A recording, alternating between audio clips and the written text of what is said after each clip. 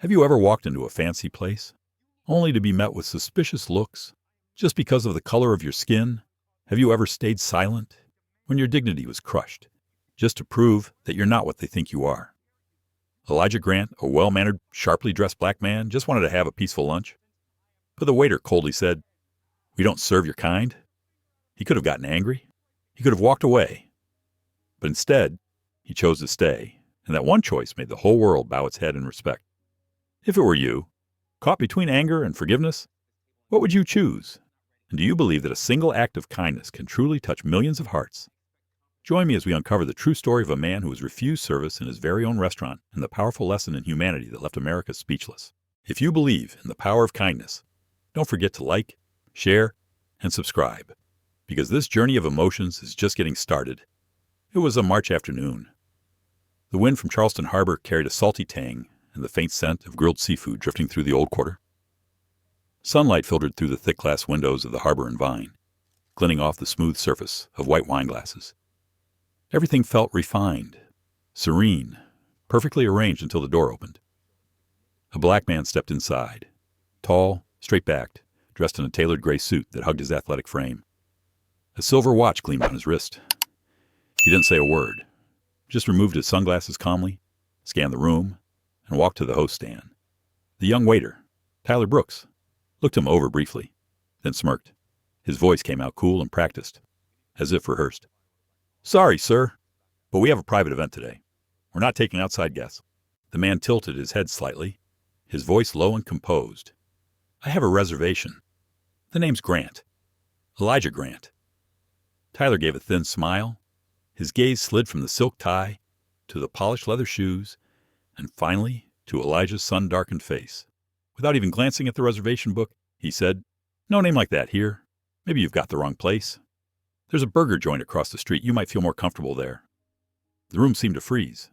A few diners lifted their heads, their expressions a mix of curiosity and discomfort at the sight of a black man standing in a space filled with white shirts, black dresses, and expensive wine. Elijah didn't move. In the reflected light, his eyes looked deep, no anger, no sarcasm, just a calmness so firm it unsettled people. His tone was soft. "Are you sure I received a confirmation email? Table by the window, 12:30. Tyler shrugged, his voice sharpening. "Like I said, there's no table for you. Please leave, and don't make a scene." A middle-aged couple nearby exchanged looks. The wife whispered, just loud enough for others to hear, "Honestly, they can go anywhere these days." "Huh." The words cut through the air like a small, sharp blade. Elijah didn't react. He drew in a slow breath, feeling the hum of the air conditioning, the faint clink of silverware on porcelain. For a moment, something stirred deep within him. Not anger, but a familiar ache from years long past. He remembered Georgia. He was a boy then, standing beside his mother as they were turned away from a roadside diner because of their skin color. Now, decades later, dressed in a businessman's suit, he still heard that same voice echoing through time. "We don't serve your kind here." The tone was identical, the look just as dismissive. He smiled faintly, almost like a sigh. "Can you call the manager?" "Please." Tyler rolled his eyes. "Mrs. Reynolds is busy. I can't disturb her." "That's all right," Elijah said quietly. "I'll wait."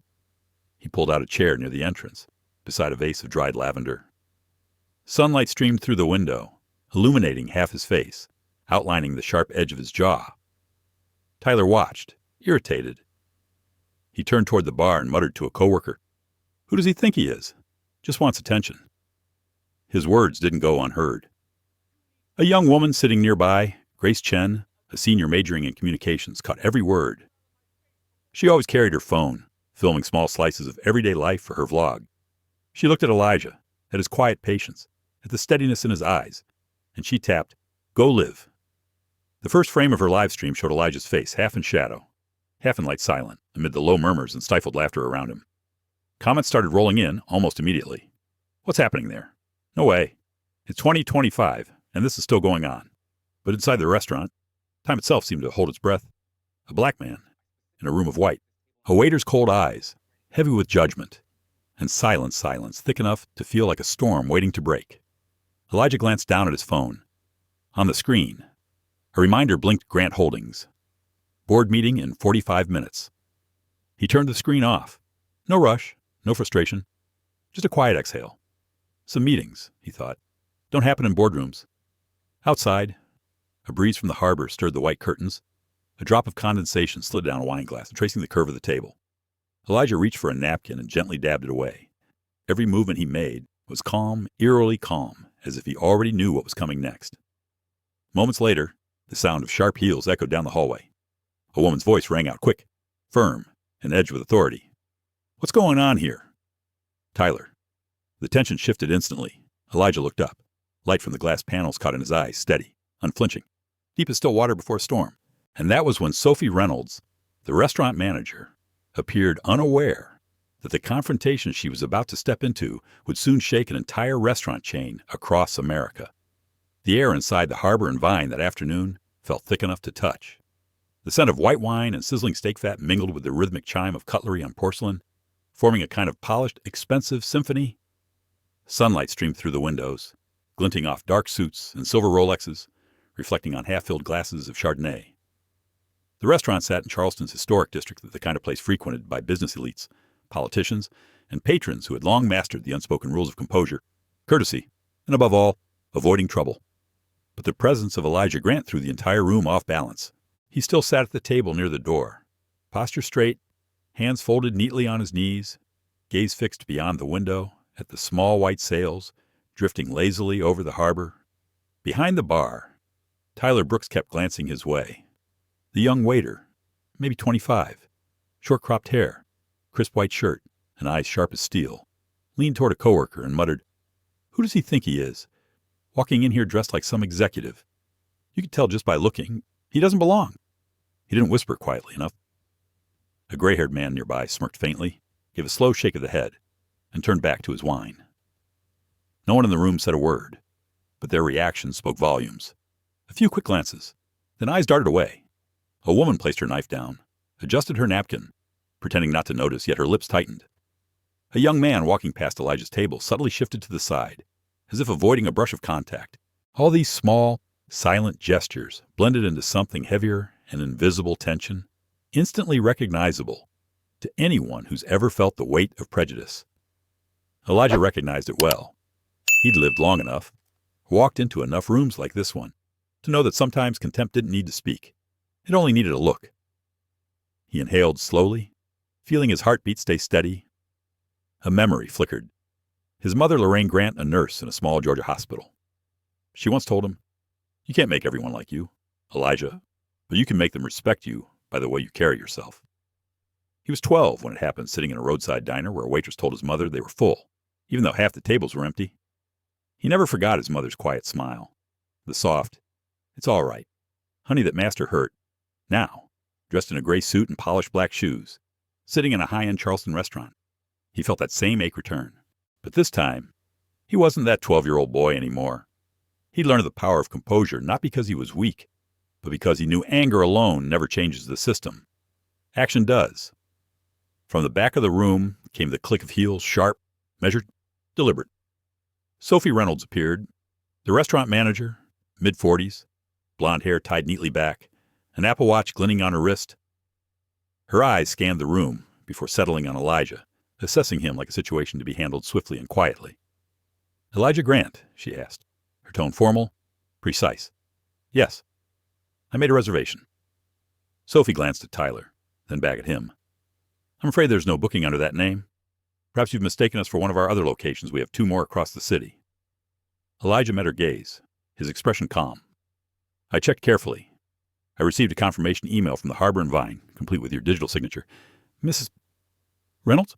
His voice was soft but steady, every word crisp. Sophie froze for a split second.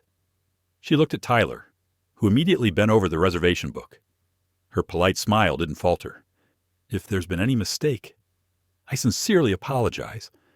However, we're hosting a private event for VIP guests today. I'm sure you understand." Elijah nodded slightly, still composed. "I do understand, but I believe I'm one of those guests." The room stiffened. Tyler's lips pressed tight. A few diners turned subtly in their seats, whispering, "What's going on?" Sophie drew a slow breath, lowering her voice but keeping it firm. "Sir, this establishment maintains a very high standard of service. I assure you, we only want to preserve the best experience for all our patrons. Elijah tilted his head. I see. But whose experience are we preserving? The question landed like a pin drop in a silent hall. No one answered. Tyler turned away. Sophie's jaw tightened. From across the room, Grace Chen, the student who had started live streaming earlier, moved closer. She caught the perfect shot Elijah sitting across from Sophie, their faces divided by light and shadow. Two opposing tones, calm and tension, frozen in a single frame. Are you recording this? Sophie's voice sharpened. Grace hesitated but didn't lower her phone. I don't want to see anyone treated unfairly. Elijah glanced at her, offering a gentle smile. It's all right. Let things unfold. Then, turning back to Sophie, he said, I didn't come here to cause trouble. I just wanted lunch like anyone else. If my presence here makes someone uncomfortable, maybe that says more about them than about me. Sophie's eyes darted around. A few customers quickly looked away, pretending to be absorbed in their meals. The entire room had gone still. Her phone buzzed an internal call. She stepped aside, voice low and tight. Someone's streaming live. Handle it discreetly. We don't need press attention. Stay calm. Meanwhile, Tyler muttered behind the counter. Typical. Always trying to make a scene. Elijah heard him. His reply came soft, almost reflective. You know, sometimes the problem doesn't start with the one who speaks, but with the one who refuses to listen. Tyler froze. He wanted to snap back, but Elijah's gaze stopped him cold. It wasn't threatening. It was deeper than that. The kind of look carried by someone who's seen enough pain to no longer waste words on it. Moments later, Sophie returned, her tone even but strained. Mr. Grant, I'm very sorry, but we truly can't serve you today. If you'd like to return another time, I'll personally make sure you have the best table in the house. Elijah stood slowly, adjusted his tie, met her eyes directly. Thank you. I understand. He turned and walked toward the door. The room stayed silent, heavy, watching. Just as his hand touched the handle, Tyler's voice slipped out quiet, but clear enough for a few to hear, can someone like him even get a reservation here? The door paused mid-swing. Elijah stopped, but didn't turn around. His reply was calm, low, and resonant, like the echo of a distant drum rolling in from the harbor. You'll be surprised. Tyler. Then he stepped out, leaving behind a room thick with shame and unease. Grace watched him go, her heart pounding. She didn't know why, but she could feel that this wasn't over. Something was coming. The sea breeze swept through the doorway, carrying the sharp scent of salt and something else, the quiet electricity of a storm about to break. Charleston shimmered under the midday sun. Heat waves danced off the cobblestone streets, making the air seem to ripple. Elijah Grant walked slowly along the old quarter, where the red brick buildings still bore the traces of the colonial past. The faint aroma of roasted coffee drifted from a cafe across the street, mixing with the distant sound of ship horns echoing from the harbor. He stopped before a glass window. Reflected back at him was a man in a gray suit, crisp white shirt, neatly knotted navy blue tie, silver watch glinting under the light, and eyes deep and steady, as if searching for something within himself. Elijah loosened the button on his blazer, slipped off his sunglasses, and took in a long breath. He needed a moment to clear the heaviness that still clung to him from the harbor and Vine. But in truth, he wasn't surprised. He had lived through too many moments like that. The only difference now was that he was no longer the young, nameless soldier he once was. He was Elijah Grant, CEO of Grant Holdings, a national investment group that owned dozens of restaurants and hotels across America. Yet at that moment, he was still treated as someone who didn't belong here. He remembered that morning, standing in front of the mirror in his penthouse on the 30th floor, adjusting his tie, telling himself, it's just a routine visit. Don't let old emotions surface. But a few careless words from a young waiter had managed to stir everything he thought he had buried. His mind flashed back to his Army days, the only black man in a special operations unit in Iraq. He still remembered what his commanding officer told him during training. You'll have to work twice as hard just to be seen as half as good. And Elijah did exactly that. He worked twice as long, slept half as much, endured twice the weight. He never complained. It was in those years he learned the art of composure. On the battlefield, losing control could cost your life. In the real world, it could cost your dignity. He had survived war, poverty, and the crushing solitude of starting a business from nothing after leaving the military. Back then, He rented a tiny room in Atlanta and worked 16 hours a day to open his first restaurant chain, Harbor Table. People called him a dreamer, said no one would believe a black veteran could build a fine dining brand. But he did, with the discipline of a soldier and the hunger of a man who once went without. So when he walked into the Harbor and Vine that morning, the newest acquisition under his company, it wasn't just for lunch. It was a test. He wanted to see how the system worked, to observe the staff, to learn who among them carried the values he built his empire on. He came unannounced, no entourage, no assistant, no VIP badge. He wanted to see how they treated an ordinary customer. Now, he had his answer. Elijah stopped at a small corner cafe and ordered an espresso, sitting at a table on the patio. The place was modest, local, alive with warmth. The waitress, a young white woman with curly hair and a soft southern accent, smiled. "Would you like some sugar with that?" "Sir," he smiled back. "No, thank you. I like it a little bitter." When she left, he checked his phone. Among the new messages was one from David Lang, chairman of Grant Holdings Elijah. "Are you sure you want to go there alone? That branch has unresolved issues." He reread the message, then turned off the screen. He knew exactly why he'd gone alone. If he arrived with cars, assistants, and bodyguards, everyone would act differently. That wouldn't be truth. And he wanted truth unfiltered, unpolished. What he'd just witnessed, though painful, was the clearest truth of all. A gust of wind blew across the patio, flipping open a newspaper on the next table. Elijah caught it with one hand. The front page headline was about the unemployment rate among black Americans still higher than the national average. He stared at that number, hearing his mother's voice echo again. "You have to work not just for yourself, Elijah, but for those who will come after you." From somewhere in the distance, the church bells struck 12. Elijah checked his watch. 12:15. 15 minutes until the board meeting. He finished his espresso, the bitterness grounding him in the present.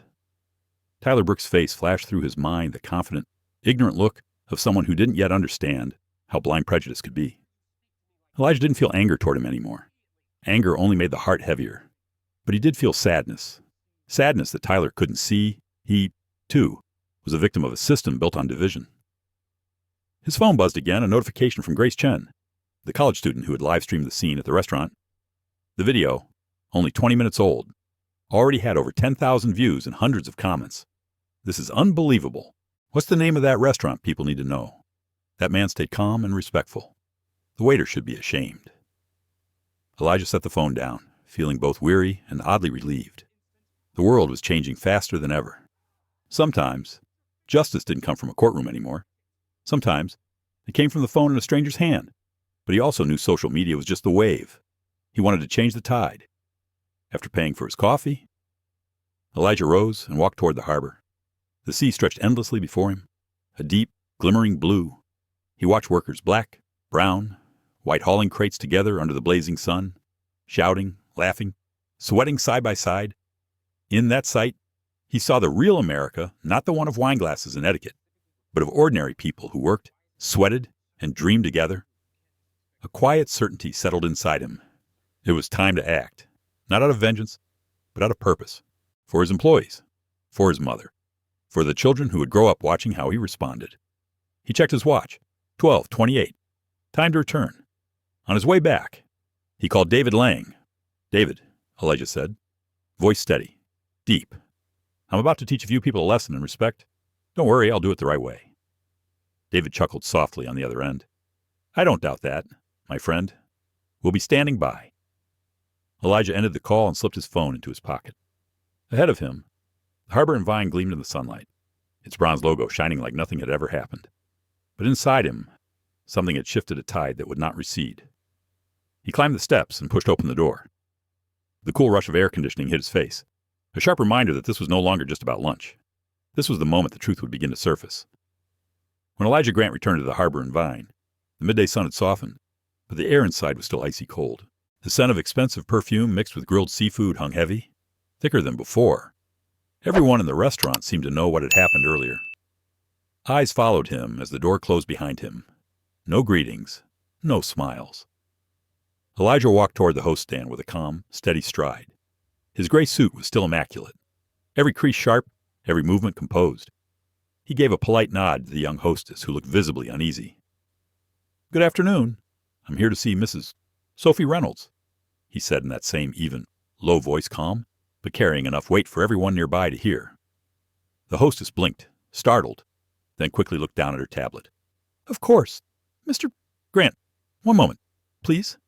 Her tone was careful, respectful, a sharp contrast to how Tyler had spoken earlier. From the back of the restaurant, Sophie Reynolds appeared. Her face was composed, but her eyes held a trace of tension. Mr. Grant, she began, trying to sound cordial, I didn't expect you to return. As I mentioned earlier, we're not able to accommodate. Elijah raised a hand, a simple gesture that silenced her. I didn't come back for lunch. Mrs. Reynolds, I came back for another reason. Her brows furrowed. And what reason would that be? Elijah didn't answer immediately. Instead, he reached into his jacket pocket and pulled out a small metal card. He placed it on the counter. Etched on its surface was the logo of Grant Holdings. Beneath it, in clean engraved letters, were the words Elijah Grant, Chief Executive Officer. Sophie stared at it. For several long seconds, she couldn't find her voice. I don't understand. Elijah's tone remained calm, deliberate. The Harbor and Vine, he said slowly, is now under the ownership of Grant Holdings, the company I run. I signed the acquisition this morning. He paused, locking eyes with her. In other words, Mrs. Reynolds, I'm the one who pays your salary, yours, Tyler's, and every employee in this establishment. The words landed like a stone dropped into still water, sending invisible ripples through the room. Whispering spread instantly. Tyler froze near the bar, his eyes wide in disbelief. Sophie took half a step back, her complexion draining. You're saying that? Yes, Elijah replied evenly. The Harbor and Vine. Charleston is now part of Grant Hospitality Group. And this morning, he continued, I conducted my first on-site evaluation. His tone was gentle, but there was an undercurrent of authority that filled every corner of the room. Silence blanketed the restaurant. The only sound was the faint clink of a spoon against glass somewhere in the distance. Sophie swallowed hard, forcing her voice steady. Mr. Grant, I truly had no idea. I apologize for the misunderstanding earlier. Elijah looked at her quietly for a long moment. The misunderstanding isn't about me, Mrs. Reynolds, he said finally. It's about how you see the world. He walked slowly toward the table by the window, the very one he'd been denied that morning. Resting a hand on the back of the chair, he spoke softly but firmly. I didn't come here to find fault. I came to understand how something like this can still happen inside my own organization. Across the room, Grace Chen's hands trembled slightly as she continued her live stream. Her viewer count was skyrocketing. Comments flooded in every second. Wait, he's the owner. No way. This twist is insane. And this, folks, it is why we need cameras everywhere.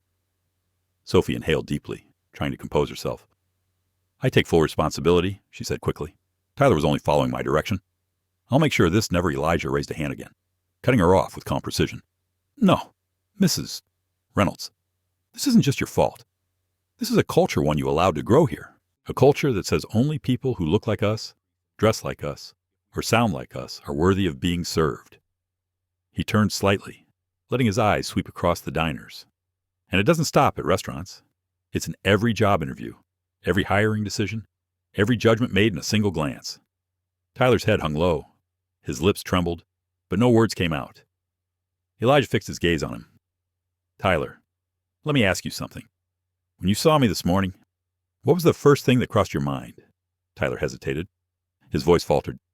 I thought maybe you weren't the kind of customer who usually comes here. Elijah nodded slightly. And what kind is that? Exactly poor out of place. Or just not the same color as the guests you're used to serving. Tyler's face flushed red. He couldn't speak. The room was painfully silent. Elijah's tone softened, not in pity, but in clarity. I understand. And that, Tyler, is precisely the problem. He turned back to Sophie. I didn't return to fire anyone, at least not yet. But I will change everything. From how you see your customers to how you see each other. Sophie's voice cracked. I'm ready to listen. Mr. Grant. Elijah sat down for the first time since that morning. His hands rested calmly on the table.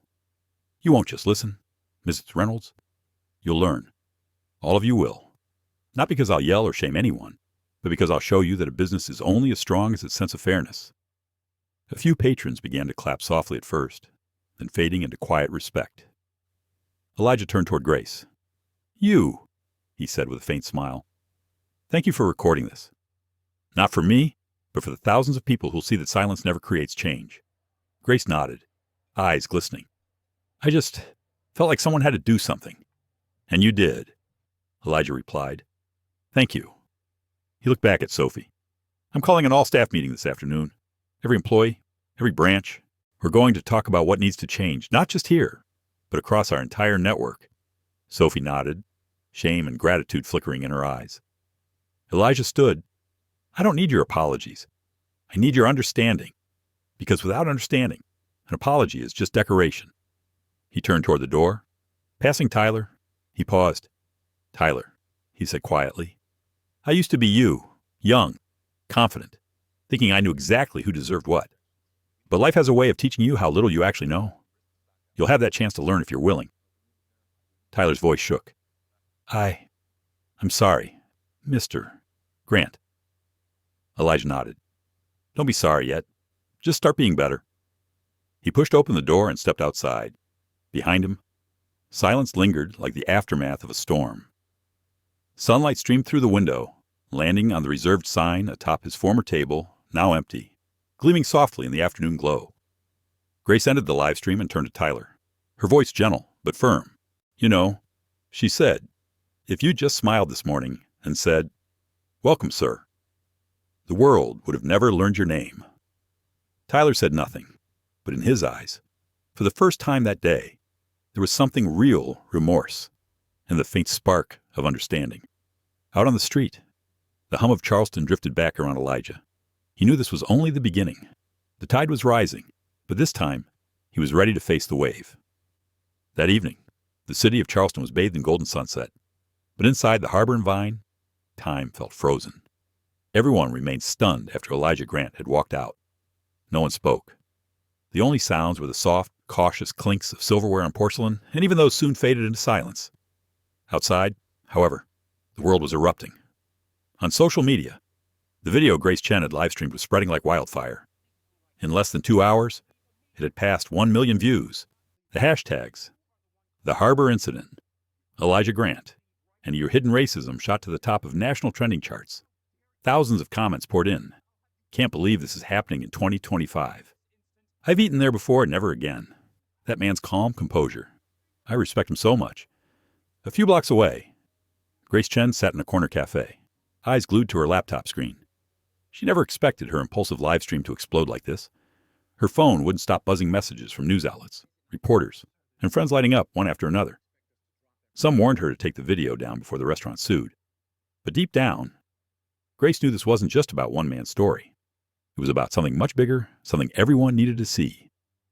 She replayed the clip, the moment Elijah stood, voice low but steady, asking, whose experience are we preserving? That line hit her every time like a blade slicing through the silence of complicity. Meanwhile, at Grant Holdings headquarters in Atlanta, an emergency board meeting was underway. The executives, including Chairman David Lang, sat before a massive screen. At the center, Elijah's face appeared via video call, half lit by the afternoon glow streaming through his office window. David's voice was tense. Elijah, I assume you've seen it. Social media is on fire. Everyone's talking about the harbor and Vine.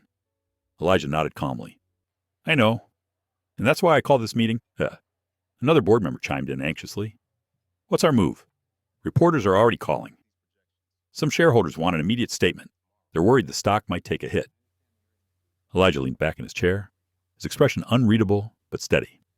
We're not going to hide. We're going to tell the truth. And more importantly, we're going to act. David frowned slightly. What exactly are you planning to do? Elijah looked straight into the camera. I'm going public, not to defend my reputation, but to remind people that the problem isn't a few employees. The problem is the system. Silence followed for a moment. Then, a woman on the board spoke softly. Elijah, you're thinking about the one Table for All initiative, aren't you? Elijah nodded. Exactly. This is the moment. And it won't just be a brand campaign anymore. It'll be a statement, our statement. David exhaled, a small smile curving his lips. I knew you'd say that. Elijah's voice softened. David, you remember what my mother used to say? When you find a door closed to you, don't keep knocking, build a table. and invite everyone to sit. I think it's time we build that table." The meeting ended. Elijah turned off the screen and walked to the window. Outside, the sky burned orange, its reflection glimmering on the Ashley River. Cars streamed along below, the city alive, but inside him, something deeper was forming. A plan. That night, the media storm broke in full. News anchors replayed the viral footage, their headlines flashing across TV screens and phones. Nationwide CEO denied service at his own restaurant. When politeness becomes a wall of prejudice. The man who didn't get angry, he changed the game. Instead, at the Harbor and Vine, Sophie Reynolds sat alone in her office. The desk lamp cast a dim glow on her face, weary, drawn, full of regret. She replayed the video again and again, each time feeling her chest tighten. A knock at the door broke the silence. Tyler entered, head bowed. "Mrs. Reynolds, I can't sleep. I keep watching the video. I can't believe I actually said those things." Sophie looked up at him, her voice heavy. "I can't believe I let it happen. I thought I was protecting the restaurant's image, but maybe I was just protecting my own prejudice." Tyler sank into a chair. His voice trembled. "I've lost my job. Haven't I?" She sighed softly. "I don't know, Tyler, but I think we've both lost something far more important, respect." Neither spoke after that. Outside, the wind rattled the window, sounding almost like a warning. The next morning, Elijah walked into Grant Holdings' headquarters. Employees paused to greet him, their expressions filled with newfound admiration and pride. When he entered the conference room, a printed media response plan was already waiting on the table. He didn't even glance at it. "I'll write my own statement," he said quietly. No PR spin, no fancy words, just the truth. He opened his laptop and began to type. "My name is Elijah Grant. Yesterday, I was denied service at one of the restaurants owned by my own company. I'm not angry. I am disappointed because it proves that the barriers between us still run deep. I'm not looking for someone to blame. I'm looking for reasons to change. Starting today, Grant Holdings will launch a company-wide program called One Table for All, an initiative to train, support, and commit to building an environment free of prejudice. Every table we serve will be a place where everyone is welcome. Because in America, no one should ever be told they don't belong." He reread every word carefully. Each sentence carried the weight of a lifetime of the looks he'd endured, the restraint he'd learned, and the strength it took to stay composed when the world expected anger. When he was satisfied, he hit send. Then he leaned back in his chair and closed his eyes. Moments later, his phone buzzed. It was Grace Chen. Her voice trembled with emotion. "Mr. Grant, I just wanted to say thank you. You made me believe silence can be replaced by action." Elijah smiled gently. "It wasn't me, Grace. It was you for daring to hold up your phone when everyone else looked away." Grace laughed softly. "Maybe, but without you, that video would have been just another clip lost in the feed. You gave it meaning." Elijah paused, his tone warm and quiet. "No, we gave it meaning." Outside his window, the morning light crept into the room, glinting off the words on his screen, "One table for all." He knew the storm wasn't over, not by a long shot. The real work was only beginning. But for the first time in a long while, Elijah didn't feel weary. He felt hopeful, because sometimes, to change the world, all it takes is one table and one person brave enough to sit down first. 3 days after the incident at the Harbor and Vine, the atmosphere inside Grant Holdings' Atlanta headquarters was electric. From early morning, hundreds of employees from branches across the United States had logged into the company-wide video meeting. Every screen showed a different face: white, black, Asian, Latino. Everyone knew this was going to be a turning point for the company. When Elijah Grant appeared on the main screen, he looked different from the polished executive they were used to. No black suit, no tie, just a crisp white shirt with the sleeves rolled up and the top button undone. Behind him hung a temporary banner with 4 mismatched chairs around a simple circle table. The words across it read, "One table for all." "Good morning, everyone." His voice was low, deliberate, each word steady. "I know these past few days haven't been easy. Our company's name has been everywhere, and not for the reasons any of us would wish." He paused, scanning the faces on the large monitor in front of him. In the conference room, executives sat still. On screen, hundreds of employees leaned in. "But I don't want you to be afraid," Elijah continued. "I want you to understand. What happened at the Harbor and Vine wasn't just an incident. It was a mirror showing a sickness we've all allowed to linger quietly for far too long." He paced a few steps, The soft white light reflected off the polished floor, casting his face in a mix of strength and sadness. I don't blame Tyler. I don't hate Sophie. I'm not here to make villains out of anyone. I just want us to stop, look directly at the problem, and realize something when prejudice becomes routine. It kills the most valuable thing in business trust. A few people nodded. Elijah went on. In the last 3 days, I've received thousands of messages, apologies, encouragement, criticism. Some people said, he's faking it. Others wrote, it's just PR, or he's chasing fame. I don't blame them either. Out there, trust has been broken too many times, but that's exactly why we have to be real. We have to change for real. He placed a hand flat on the table before him, his tone grounding. Starting today, Grant Holdings is launching the One Table for All initiative across our entire network. It begins with 3 commitments. He held up 3 fingers, his words clear and deliberate. First, training for truth. Mandatory training for every employee. Not just rules of conduct, but empathy. I want each of you to learn how to listen, not to respond, but to understand. Second, open doors. Policy. Every report, every concern from staff or guests will be documented transparently.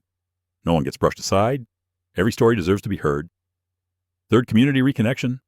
Each restaurant and hotel under our name will fund at least 1 local scholarship, especially for students from underrepresented communities, because real change begins with the next generation. The room was silent. Then an executive raised his hand. Elijah, this is going to cost us millions, maybe more this quarter. Elijah turned toward him, eyes unwavering. I know, but we'll lose far more if we do nothing. We'll lose the trust of our customers, the integrity of our brand, and most of all, we'll lose ourselves. He stepped closer to the camera. His voice deepened, slow and certain. Remember this, every customer who walks through our door brings more than a wallet. They bring their stories, their scars, their hopes. If we don't respect that, then every fine meal, every 5-star service is all just an empty shell. Silence stretched for a beat. Then, somewhere in the room, someone began clapping. Others joined in. Soon, the applause filled the conference hall and rippled through the online meeting. Elijah lowered his head slightly, saying nothing, just letting the sound wash over him. When the room quieted again, he spoke softly, voice trembling.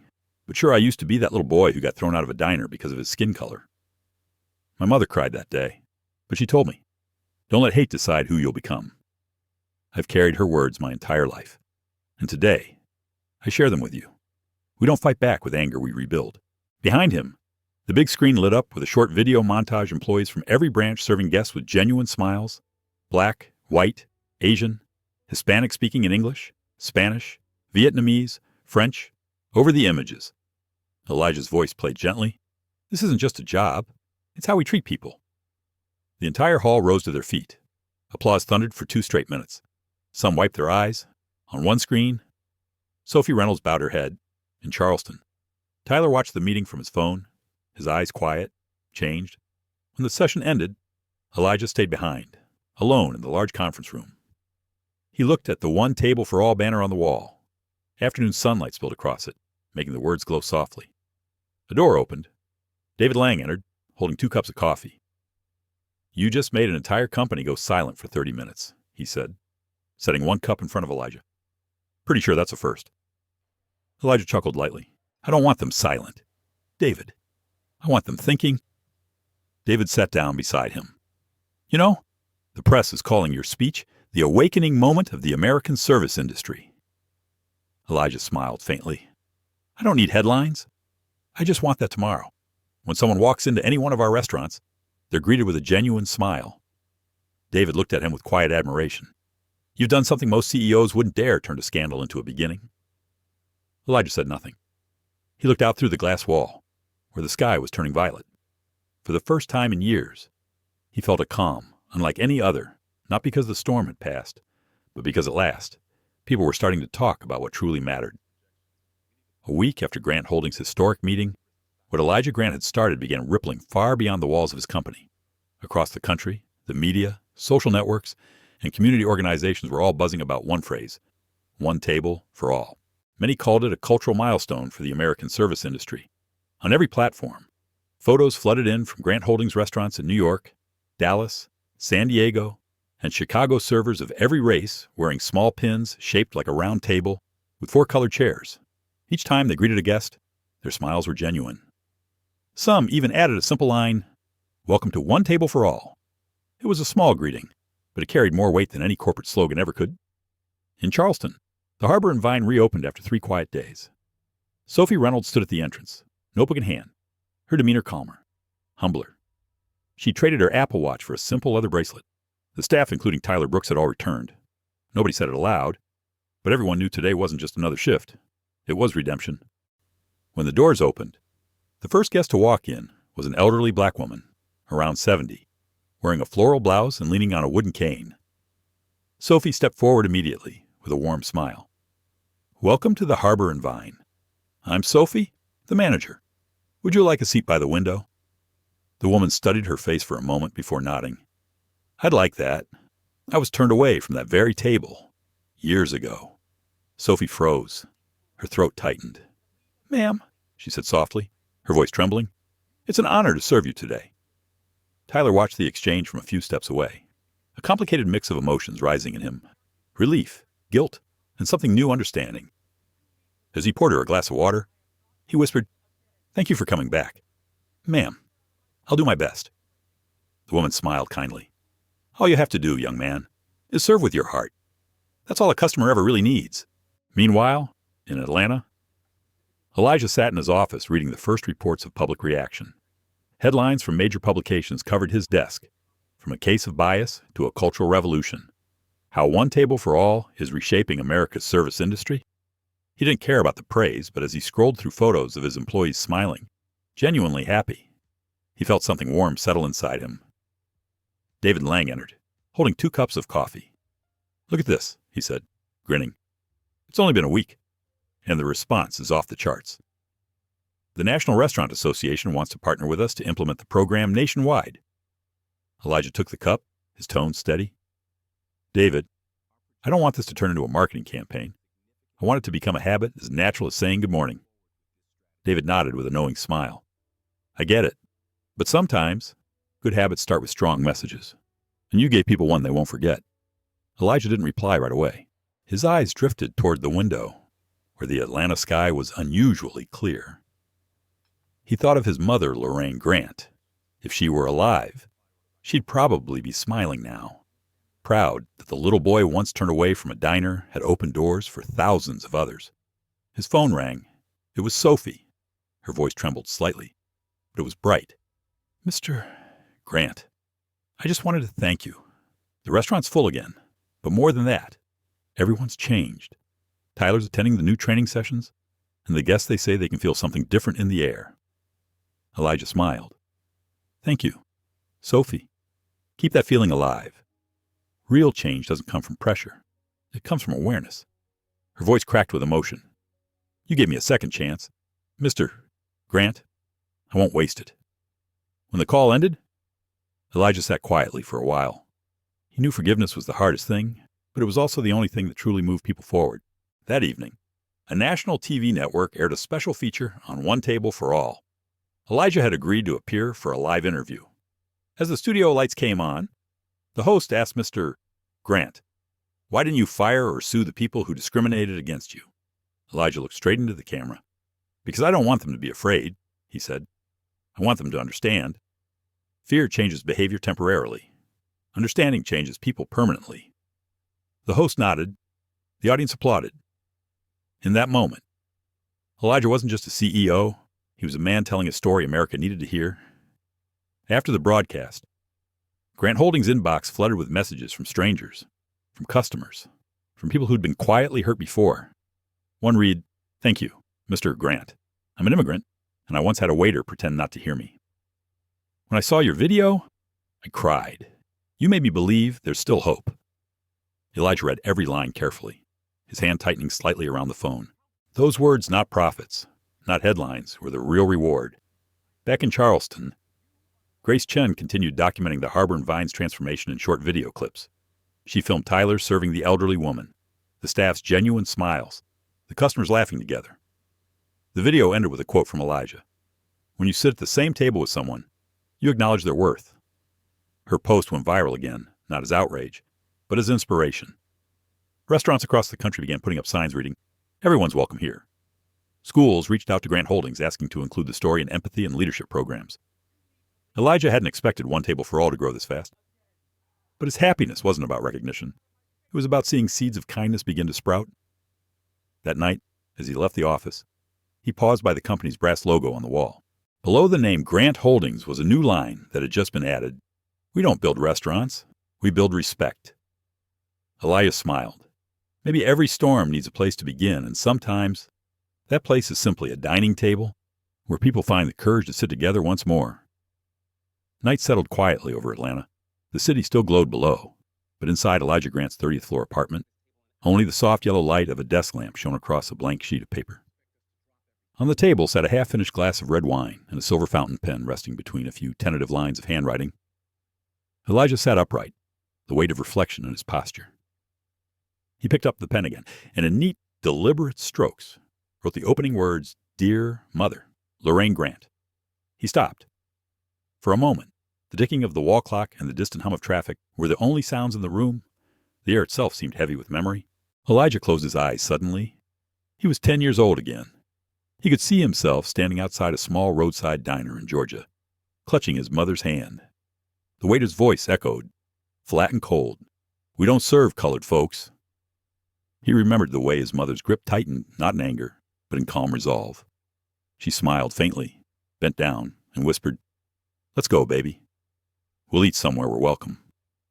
Those words had followed him all his life, soft, steady, and stronger than any sermon. Elijah opened his eyes and began to write again. "Mom, I want to tell you a story. I walked into one of my own restaurants the other day and they refused to serve me. They looked at me like I didn't belong, but I didn't get angry. I just felt tired.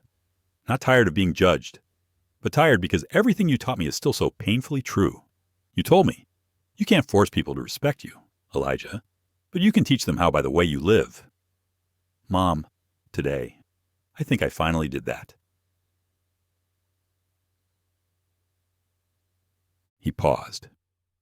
A droplet fell onto the paper. He wasn't sure if it was from his glass or his eyes. He took a deep breath and continued, his handwriting slower now, heavier with emotion. "I chose not to punish, but to change. I didn't fire them because I saw something real in their eyes, remorse. If you were here, I know you'd say, forgiveness is the only thing that lets people move forward. So I forgave them, not because they deserved it, but because I didn't want my heart to carry more weight than it already does." Whoa, my. Outside the window, the reflection of the skyline shimmered against the glass, as if the city itself were listening. Elijah set the pen down, rubbed his forehead, and let his mind drift back to her face, the warm brown skin, the gentle curls of her hair, the gray coat she wore year after year. He could almost smell the detergent from the laundromat where she worked 2 shifts a day. She'd come home late, her hands cracked from soap and heat, but always smiling when she saw him waiting up. "You have to learn, Elijah," she'd say softly, "not to get rich, but to understand. When you understand, you stop being afraid." He smiled at the memory, the scent of laundry steam, the hum of dryers, her voice humming gospel hymns to lull him to sleep. He picked up the pen again. "Mom, I wish you could see this. The whole country is talking about One Table for All. They call me an inspiration, but you were the first to teach me everything it stands for. You told me that every meal is meant to bring people together. You said, a table is only beautiful when there's a seat for everyone. Now I understand. It wasn't just about a table. It was about the world." He took a small sip of wine, letting the faint bitterness settle on his tongue, then added one last line, "Mom, I kept my promise. I built that table." He set the pen down. The apartment was still. The quiet wrapped around him like a blanket. For the first time in a long time, he felt light, as if a burden had finally lifted. His phone buzzed. A message from Grace Chen lit up the screen. "Grant, I just rewatched that first video, the one where they turned you away. This time, I didn't feel angry. I just felt peaceful. Maybe because I know. From that moment, the world became a little bit better. Elijah smiled softly and typed back, "Thank you, Grace. We're all part of that change." He switched off the lamp. The city's lights spilled through the glass, glinting off a framed photograph on his desk, his mother's arms around him on his college graduation day. Her laughter caught mid-smile. Beneath it, engraved in silver, were the words, "Everything you are." I prayed for her. He reached out and touched the photo, whispering, "I miss you, Mom." Then he folded the letter carefully, slid it into an envelope, sealed it, and wrote on the front, "To heaven, via faith." He didn't send it. He placed it in the drawer where he kept the few things that truly mattered: his first diploma, an old note of his mother's, a family photo faded by time. Outside, dawn began to creep over Atlanta. The first rays of sunlight slipped through the blinds, washing his desk in a pale gold glow. Elijah sat still, watching the light move slowly across the page. Somewhere, he knew, his mother was smiling. When his phone chimed with his morning schedule, he stood, straightened his tie, and murmured softly, "All right, Mom, time to go." There are more tables that need to be built. He picked up his briefcase and stepped out of the apartment, leaving the letter on the desk, a prayer never mailed, but already heard. It was a quiet afternoon at the end of spring in Charleston. The air was soft with lavender drifting along the riverfront, and the sunlight melted in a golden warmth. The harbor and Vine looked nothing like it had on that fateful day. Outside, a new bronze plaque gleamed beneath the restaurant's name, a part of one table for all. Inside, the place felt more human, warmer. The walls were lined with framed photos of staff and guests laughing together during training sessions. In one corner stood a small wooden sign, handwritten in chalk, "Every seat belongs to someone's story." Sophie Reynolds was checking the reservation list when Tyler approached. He looked almost like a different man now, hair neatly trimmed, posture calm, his eyes steady instead of sharp. "Mrs. Reynolds," he said softly, "we've got a reservation at 12:30. Name's Grant. I think it might be him." Sophie froze, her pen hovering midair. "Him," she repeated quietly. "Are you sure?" Tyler nodded. "Same name. Same company email, Grant Holdings." Sophie exhaled slowly, straightened her blazer, her eyes betraying a flicker of nervousness. "Then we make sure everything today is perfect." By noon, the restaurant was buzzing fuller than usual. Some customers whispered among themselves, wondering if the famous CEO would really return. The air carried both anticipation and reverence. At 12:35, the door opened. A familiar silhouette stepped inside, tall, composed, with that quiet confidence that never tried to announce itself. Elijah Grant. He wasn't in a suit this time, just a light blue shirt, khaki pants, no tie. Beside him walked a kind-faced woman in her 50s, Helen Moore, director of the One Table for All training program. The room fell into hushed silence for a moment. Then Sophie stepped forward with a genuine smile. "Welcome back to the Harbor and Vine, Mr. Grant. It's an honor to have you here again." Elijah's voice was calm, rich with warmth. "The restaurant looks different, brighter." Sophie nodded. "We've learned a lot since that day." "Sir?" Then Tyler appeared, holding a menu with both hands. He stood before Elijah and bowed his head slightly. "Mr. Grant, I don't expect forgiveness, but I wanted to thank you for giving me the chance to make things right. I stayed. I retrained. And today, being able to serve you personally is the greatest honor I've had." Elijah's gaze softened. He rested a hand gently on Tyler's shoulder. "You've come a long way, Tyler. I've made mistakes too, and I know what it takes to face them. What matters is, you didn't run." The young waiter's eyes glistened. He nodded. "Thank you, sir. I'll make sure you're taken care of today." Throughout lunch, the atmosphere was easy, unforced. Elijah and Helen spoke about the program's progress in other cities, while Tyler served with quiet grace, every movement deliberate. Around them, other diners watched with quiet respect. Everyone knew this wasn't just a meal, it was proof that change could be real. After the main course, Sophie approached with a small wooden box. "Mr. Grant," she said, her voice gentle, "we'd like you to have this." Inside was a framed photo of the staff and guests on reopening day. Below it, engraved in brass, were the words, "Forgiveness feeds more than food." Elijah held it for a moment, emotion flickering across his face. "Thank you, Sophie. That line means more to me than any award I've ever received." She smiled faintly. We just learned to live by what you taught us, that respect begins when we're brave enough to admit our faults. Elijah rose and looked around the room. The air was warm with chatter and soft jazz. The day I walked out of here, he said quietly, I thought I'd never come back. But today, I'm grateful I was wrong. As he and Helen made their way toward the door, several guests stood, some clapping softly. It wasn't celebrity applause, it was acknowledgement. They weren't honoring a businessman, but the truth he represented, that people can change. At the doorway, Elijah turned back to Tyler. Tell me, Tyler, he said with a teasing smile, do you plan to be a waiter forever? Tyler chuckled, shaking his head. No, sir. I'm studying management now. One day, I hope to help open more restaurants like this, places where everyone feels welcome. Elijah's eyes lit with pride. You will. Tyler, I believe that. Outside, the late afternoon breeze carried the scent of lavender through the street.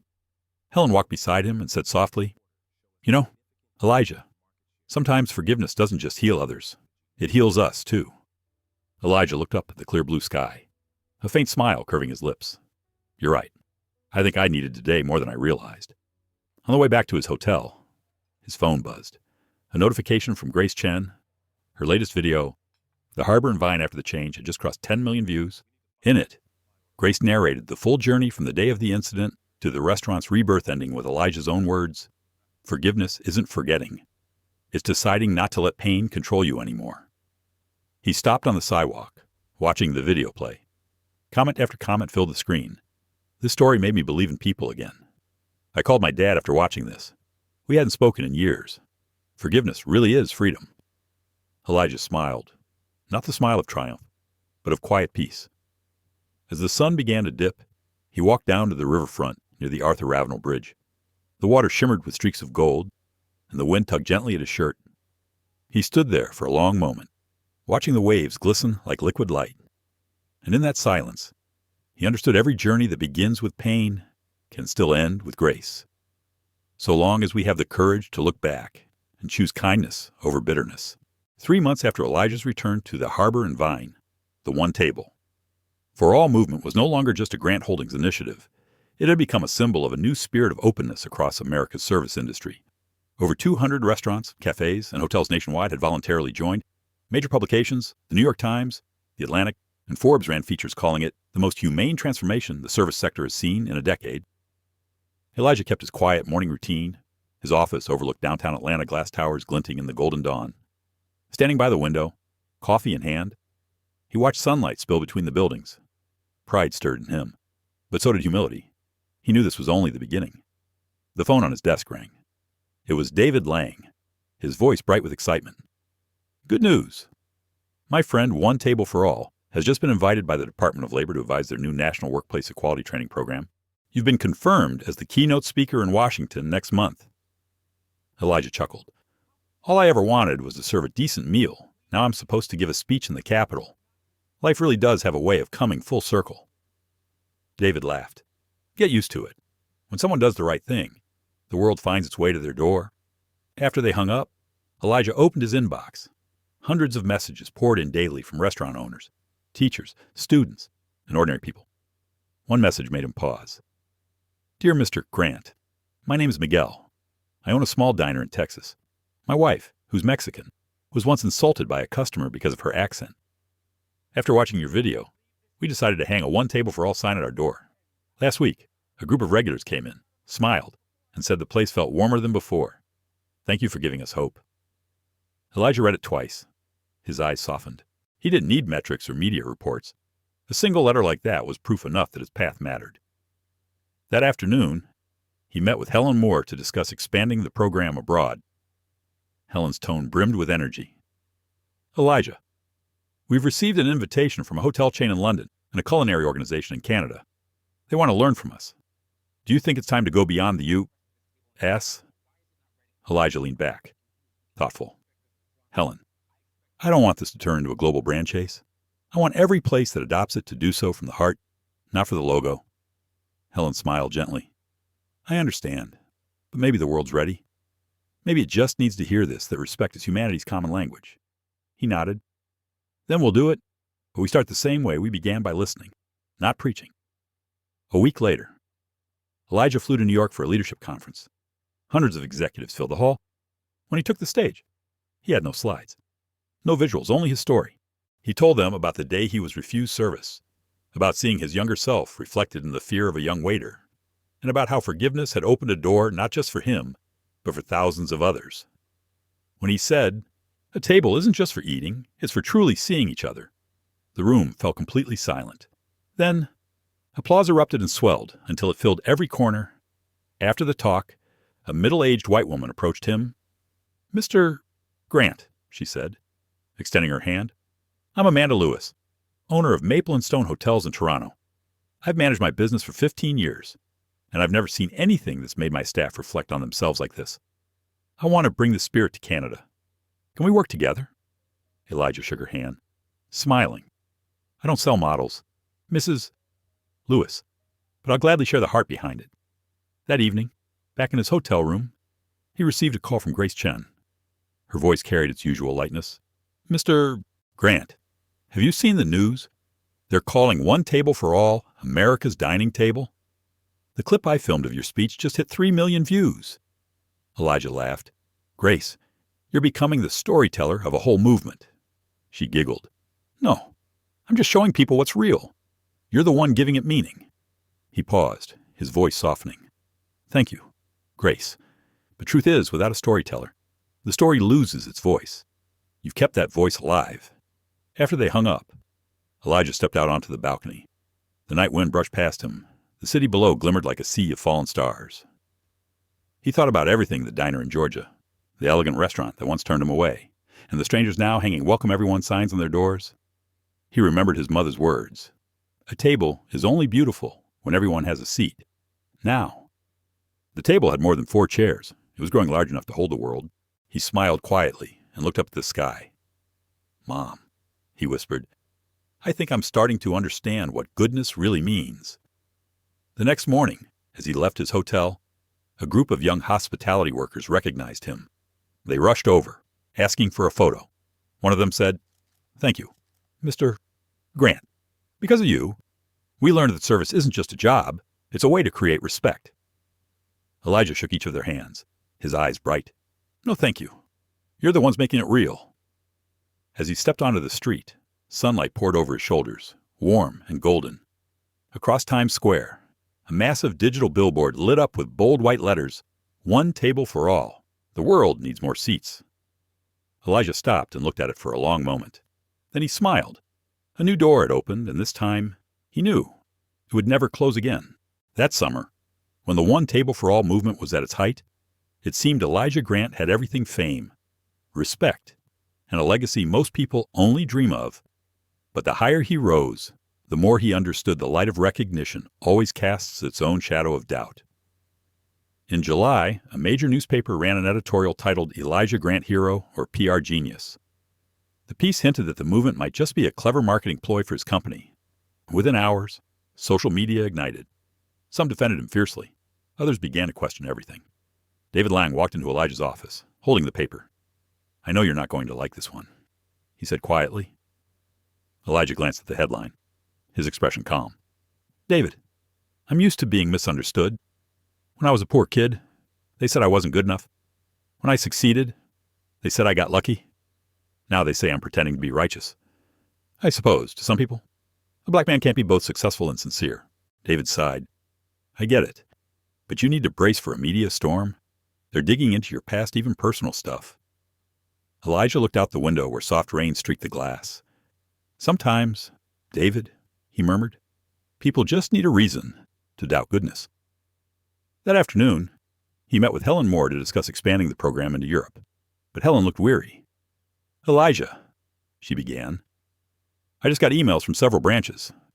Some people are exploiting the One Table for All name hosting paid events, selling certificates of participation. It's everything you stood against." Elijah froze. "They're monetizing kindness." Helen nodded. "And some are using our logo without permission." Elijah pressed a hand to his forehead. A chill settled in his chest, not from betrayal, but from fear that his message was being twisted. "Helen," he said slowly, "I never wanted One Table for All to be a brand. It was meant to be a reminder.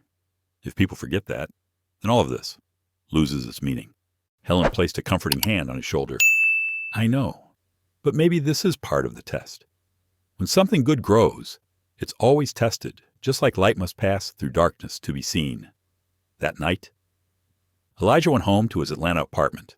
On the TV, a commentator dissected his motives. A clipped video painted him as a performer of morality, a man building an empire out of emotion. He turned the screen off and sank into the couch, closing his eyes. In the stillness, he could almost hear his mother's voice echo from memory. When you walk toward the light, someone will always try to drag you back into the dark. But don't stop. Elijah, don't ever stop. He smiled faintly. I know, Mom. But tonight, I'm tired. The next morning, he arrived at the office earlier than usual. Helen was waiting with a small pile of paper letters, a rare sight in a digital world. Elijah, she said, you'll want to read these. He opened one. It was from a 12-year-old boy in Detroit. My name's Aaron. The kids at school tease me because I speak with an accent. But I watched your video, and I stood up and said, everyone deserves to be heard. Thank you for helping me be brave. Elijah opened more a retired veteran, a single mother, a teacher, each sharing a story about how One Table for All had inspired them to show more kindness, more patience, even in small ways. He looked up at Helen, eyes bright again. You see, they're the real answer. I don't need to justify anything to the press. I just need to keep going. That night, Elijah agreed to appear on national television not to defend himself, but to speak honestly. Sitting upright beneath the studio lights, he spoke in his calm, even tone. Some say I'm using kindness to build a brand. Maybe they're partly right, because I believe that if kindness could become a brand, the world would be a much gentler place. But I didn't start this movement to make money. I started it because I once was the man who got turned away. And I don't want anyone else to ever feel that way again. He paused, looking directly into the camera. If believing in people makes me naive, then I'll gladly stay naive a little longer. The broadcast spread across the internet within hours. Comments poured in by the millions. True strength is keeping your kindness even when the world tries to take it away. This man just reminded me why decency still matters. A day later, the same paper that had attacked him published a retraction, admitting their errors. But Elijah barely acknowledged it. He told David simply, there's no winning or losing here. David, we just keep doing what's right. And he did. He visited schools, community centers, and small diners across the country, not as a CEO, but as a friend. He sat with people, listened to their stories, and left behind one more table, one more connection, one more spark of understanding. By the end of summer, he found himself walking once more along the river in Charleston. He stopped in front of the Harbor and Vine. The One Table. For All sticker on the glass door had faded slightly under the sun. He reached out and traced it with his fingers, feeling the rough edges of the worn paint. Just then, a boy maybe 8 years old ran past, stopped, and looked up at him curiously. Hey, mister, the kid said. I saw you on TV. My mom says you're the guy who made people eat together. Elijah smiled. And what do you think about that? The boy nodded earnestly. It's good, because when people eat together, they don't fight. Elijah laughed, a sound full of quiet relief. You're absolutely right, kiddo. The boy ran off down the street, leaving Elijah standing in the glow of the setting sun, the river breeze tousling his hair. In that still moment, Elijah understood every doubt, every test, every wound. They were all just small parts of something greater. A journey not to prove goodness, but to believe in it. And as he watched the sky burn gold and violet over Charleston, he knew light only truly means something when you choose to keep it burning in the dark. That autumn, Atlanta was wrapped in soft, silver rain droplets sliding down the streets like mist made visible. Inside the Grant Holdings office, Elijah sat by the window, watching the tiny beads of water trace slow paths down the glass. He had always loved days like this, quiet enough that a person could finally hear their own thoughts. Helen Moore walked in, carrying a large box. Her smile was warm. I think you should open this, she said. It's not a report or a contract. Something better than that. Elijah raised an eyebrow. Curious? He opened the lid. Inside were dozens of handwritten letters, thank you cards, and photos. Each one carried its own small story, a waiter who'd been promoted after changing his attitude toward customers, a small restaurant in Seattle saved by a renewed belief in kindness, a high school student who hosted a One Table for All lunch in her school cafeteria. Helen's voice was gentle. They've been arriving every week, so many that we had to open a separate mailbox for the movement. They all wanted to thank you. Elijah. He lifted one photo. It was the Harbor and Vine, the very restaurant where he'd once been refused service. In the picture, employees and guests were cooking together at a charity event, smiling as if the past had never existed. He smiled softly. I still remember. All I wanted that day was a quiet lunch. Helen took a seat across from him. And instead, you created a movement that changed the world. Sometimes the biggest change begins with something so small. That afternoon, Elijah left work early. He drove out to the suburbs, to a new community center called the Unity Hub, a social project funded by Grant Holdings. As he walked in, the air was warm with the smell of baked goods, children's laughter, and the soft hum of jazz floating from an old speaker. Inside, Grace Chen was busy guiding a group of college students setting up for the one-year one-table anniversary gathering. When she saw him, her face lit up. Mr. Grant, I didn't think you'd get here so early. Elijah smiled, taking off his raincoat. I wanted to see how things were coming along. Looks good, Grace nodded proudly. Better than good. We've invited people who've experienced discrimination. No cameras, no press, no speeches. Just people sitting together. Exactly the way you meant it. Elijah's eyes softened. That's all I ever wanted. That evening, the room glowed with warm light. More than 100 people filled the long wooden tables. No divisions of race, class, or background. Just laughter and simple, human stories. A veteran told how a stranger helped him through a storm. A woman of Indian descent shared that her daughter had received a scholarship from the One Table for All Fun. Elijah sat quietly in a corner, just observing.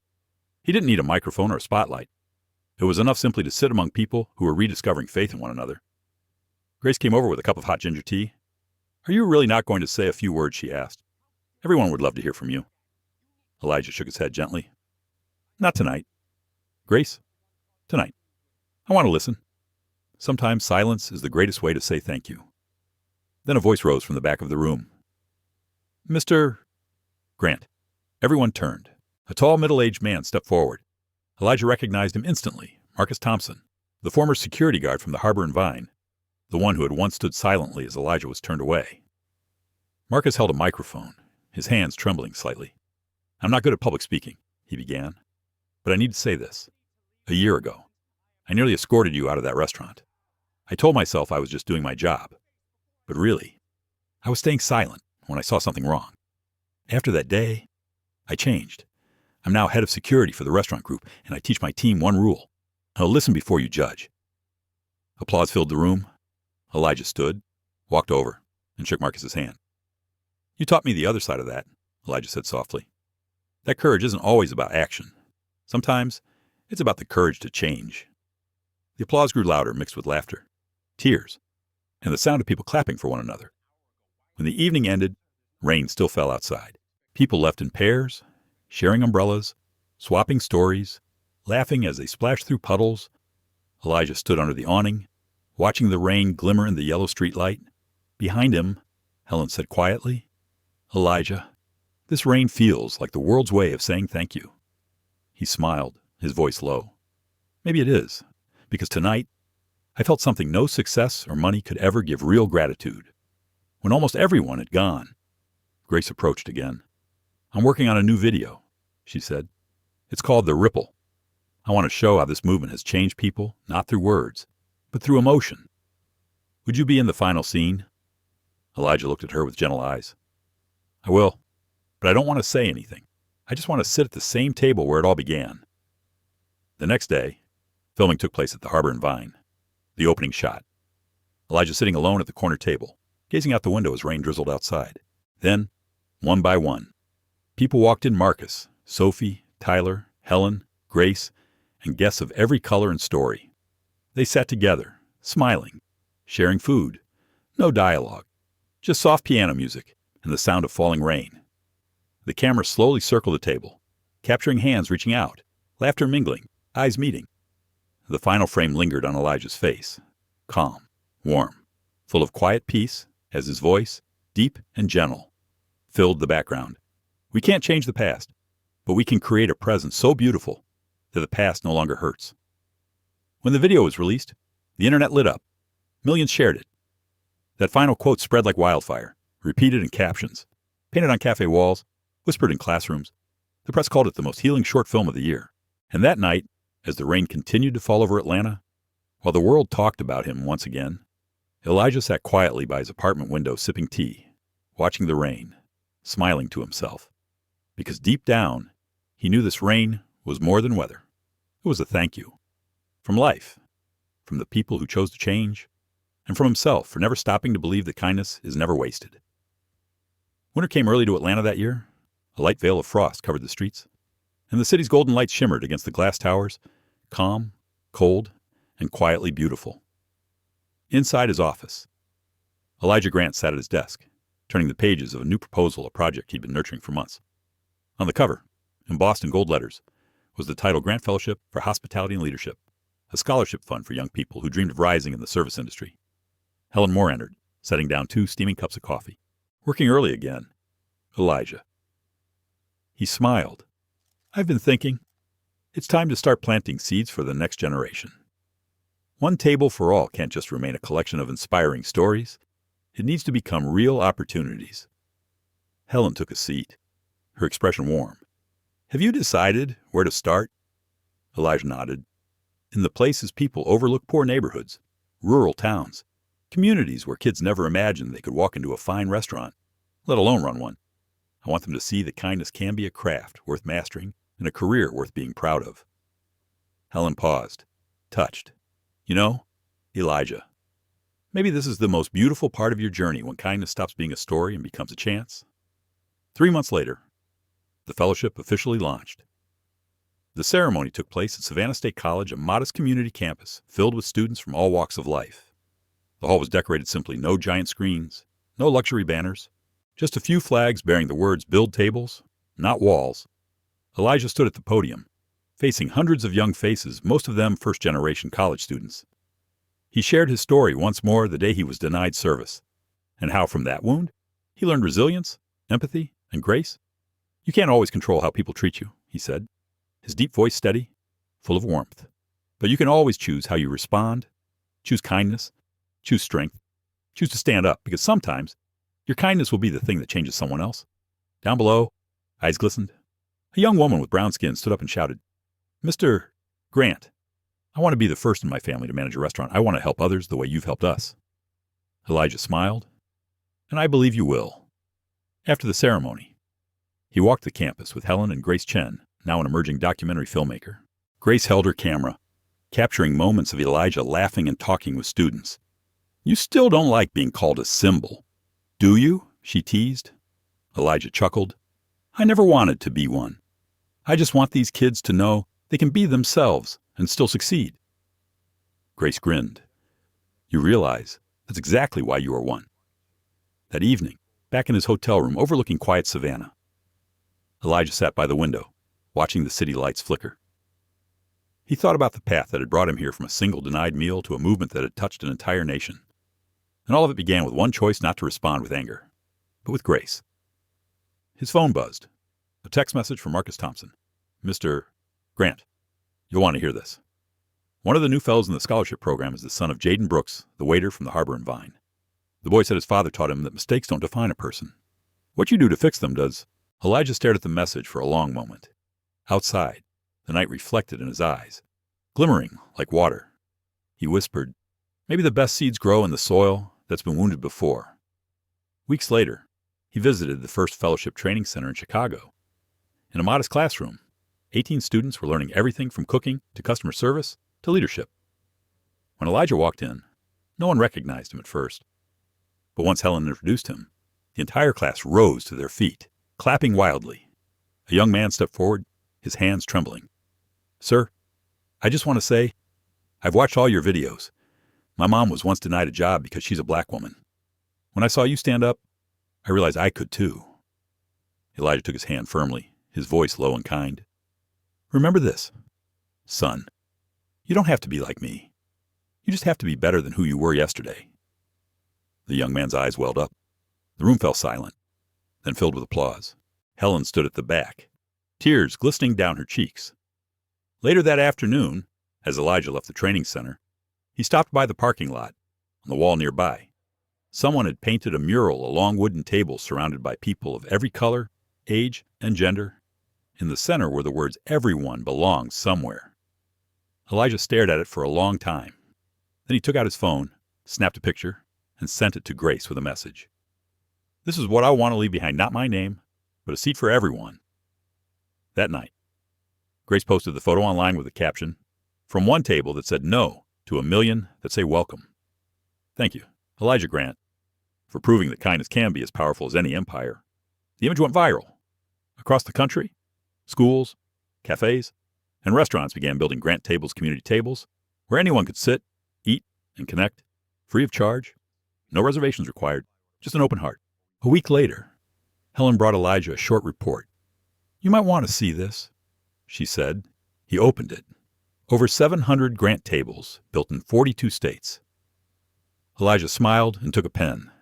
In the corner of the report, he wrote a single line in his own hand. "Not every seed needs to see the day it blooms. It's enough to believe that someday it will, outside." The winter air was cold and still, but inside, his heart felt warm, because Elijah knew that even if he wouldn't be here forever, those seeds, the young people, the tables, the laughter, the simple acts of humanity would keep growing. And that, he thought, would be his truest legacy. The late afternoon sun bathed Atlanta in a warm, golden haze. The glass facade of the Grant Holdings Tower glowed in the fading light, reflecting a city that had grown along with one man's vision. Inside, Elijah Grant sat in his familiar office, surrounded by walls lined with plaques, certificates, and framed photos from more than a decade of humanitarian work. But his eyes weren't on any of them. He was looking instead at a small photograph on his desk taken at the launch of his very first scholarship program. In it, young faces beamed with hope. The door opened softly. Helen Moore stepped in, carrying a thick folder. Though she was now in her 60s, she still carried the same sharpness and quiet grace that had steadied the movement for years. "Elijah," she said, setting the file down, "I just reviewed this year's report. Our scholarship fund has supported over 2,000 students. We're now in 8 countries." Elijah smiled faintly. 2,000 lives. When I started, I never imagined it would grow that far. "But Helen," he paused, his voice softer, "I don't want it to stop here." Helen leaned forward knowingly. "You're thinking about succession, aren't you?" He nodded. "Yes. I've been at the center of this for too long. It's time to step back and see what the next generation can do without me standing in the spotlight." Helen studied him for a moment. "What are you afraid of?" He turned to the window.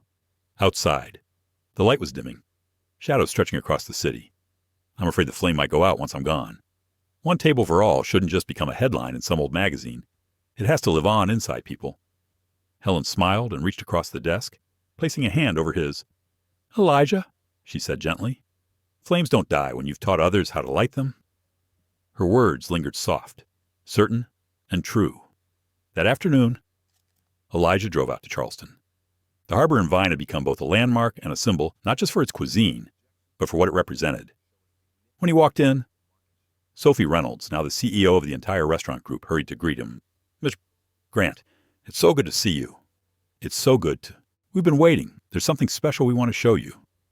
Intrigued, Elijah followed her to the same corner table where, years ago, he'd been denied service. There, gleaming under the soft light, was a small bronze plaque. It read, "At this table, a man chose grace over anger, and the world changed." Elijah traced his fingers over the words, his throat tightening. "You did this?" he asked quietly. Sophie shook her head, eyes shining. "Not just me. Everyone here contributed.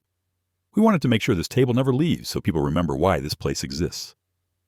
He sat down in the old chair, looking around the warm, bustling room. The faces were new, younger, diverse, full of life, yet all carried that same spark of belief he once had that people could change. That evening, the restaurant hosted a private dinner, a quiet reunion of the people who had built the movement from its first trembling steps. Helen, Grace Chen, Sophie, Tyler Brooks, Marcus Thompson, and several students from the Grant Fellowship. Grace had brought her camera, not for another documentary, but to capture real, unguarded moments, laughter, toasts, stories. As the night wound down, Helen stood, raising her glass. "Elijah," she said, her voice steady but full of emotion, "you lit the path we've walked. But most importantly, You taught us that the light doesn't belong to one person. Tonight, we want you to know we'll carry it forward." Applause filled the room, a deep, resonant sound of gratitude and promise. Elijah rose, smiling humbly. "Thank you," he began softly. "But if I've left anything behind, it isn't a movement. It isn't my name. It's the reminder that each of us can choose every day to respond differently, to choose compassion, even when we have every right to be angry." Grace stepped forward, camera in hand. "One last message. Mr. Grant something for the next generation. Think of it as your closing line." Elijah paused, eyes glimmering in the light. "Remember this," he said. "Kindness doesn't make you weak. It makes you strong because it means you still believe in good, even when the world doesn't." The room went silent. For a moment, everyone just breathed, letting the words settle deep within them. A month later, Elijah announced his decision to step down as CEO, passing leadership to Helen and the younger executive team. He would remain as advisor, focusing on education and mentorship. Under their guidance, One Table for All expanded beyond the Americas, reaching Asia, South America, and Africa.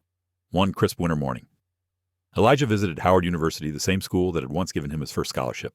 Standing before a hall full of students, he shared a simple truth.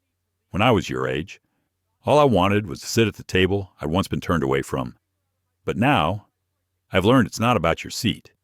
It's about making sure someone else has one too."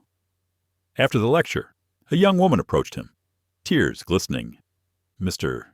Grant," she said, voice trembling, "because of your story, I decided to study hospitality. I want to be the kind of leader who listens." Elijah smiled, placing a hand on her shoulder. "Then remember, leadership isn't about standing in front. It's about being willing to sit beside." That evening, back home, he stepped onto his balcony. The sun dipped behind the skyline, painting the city in amber and violet. Helen called.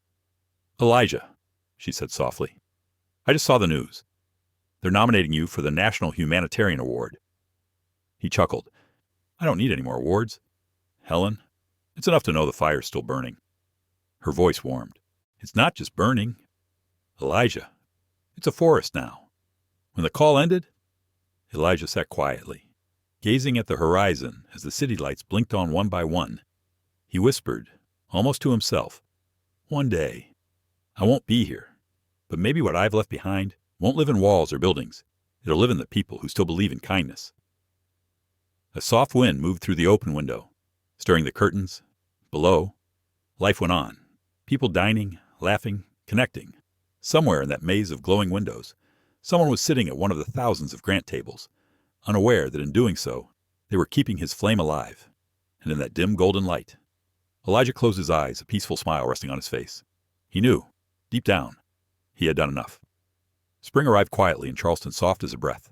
The breeze carried the scent of salt from the river, mingling with jasmine that crept along the fences, drifting through the open windows of Elijah Grant's small riverside home. He had stepped away from the spotlight. Now no more conferences, no more interviews, just tranquil mornings spent with a cup of tea and his old wooden table, the same one where he often sat to write down his thoughts. On the table lay a sheet of paper, the ink still fresh. Kindness doesn't need to be proven. It only needs to be lived. Helen Moore came to visit, though age had softened her features. Her stride was still quick, her presence sharp and warm as ever. She found Elijah watering the small garden outside. He looked up with a gentle smile. "Helen, I thought you were still in Ming." She laughed softly. "They can run the system without me for a day, but I couldn't let you stay here alone for too long." Elijah chuckled. "Alone? Not at all. I've got my plants, my tea, and a family of squirrels that comes for breakfast every morning."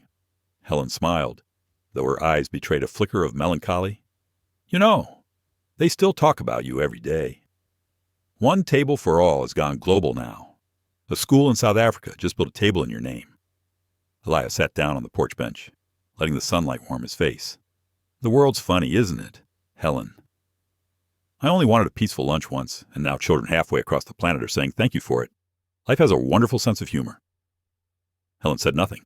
She saw something in his expression, not sadness exactly, but the quiet ease of a man who knew his journey was nearly complete. Later that afternoon, Grace Chen arrived, camera bag slung over her shoulder. Her once young enthusiasm had ripened into calm confidence. She greeted Elijah with a bright smile. "Mr. Grant, I'm working on a new documentary, The Table That Changed the World. I want to capture you as you are now. Not as the founder, not as the public figure, but as a man living in the world he helped make a little kinder. Elijah nodded thoughtfully. If you really want to see me, Grace, film me when I'm silent. That's when I'm the most real. Grace smiled and turned on the camera. Through her lens, the frame filled with soft amber light. Elijah sat by the window, the sunset spilling across his face. His hands trembled slightly as he lifted his teacup. He said nothing but the stillness, the peace in his expression, told more than any words ever could. That evening, they dined together on the porch. Helen spoke about the new projects, while Grace shared stories of scholarship students, one of whom had just opened her own cafe, where people could come to share their stories over tea. Elijah listened quietly, a small smile curving his lips. Sounds like the world's still getting better, he said. Helen nodded. Because of you. But it's time. Elijah's time to let the next generation carry it on. You've walked far enough. He looked up at the sky, where the first stars began to flicker. I know, he murmured. I just want to see the blossoms one more season. That night, after they'd gone, Elijah stayed on the porch, listening to the slow rhythm of waves against the riverbank. He took out a small notebook and wrote, If anyone ever asks, I tell them this. I've been angry, I've been hurt, I've wanted to give up, but every time I saw someone choose kindness instead, and that kept me going. He closed the notebook and set it gently on the table, then stood by the window. The moonlight spilled across the water, and for one long, still moment, the world fell silent. No noise, no hurry, just the sound of his steady, peaceful heart. The next morning, Helen returned. Elijah was sitting at the same table, morning light resting on his face. His teacup was still warm. The notebook lay open beside him, a final line. Half-written kindness always finds its way back. Helen froze. Then she smiled through the quiet ache. She didn't cry. She simply held his hand and whispered, You kept your promise. Elijah, the fire's still burning. News of Elijah's passing spread quickly, but instead of mourning, people around the world honored him with thousands of shared meals at Grant tables. No flowers, no speeches, only laughter, stories, and quiet gratitude. A year later, Grace released the documentary. The final scene showed Elijah by the window, gazing out over the river, his voice calm, steady, eternal, echoed softly. Sometimes the greatest thing we can do is help someone else believe there's still a place for them in this world.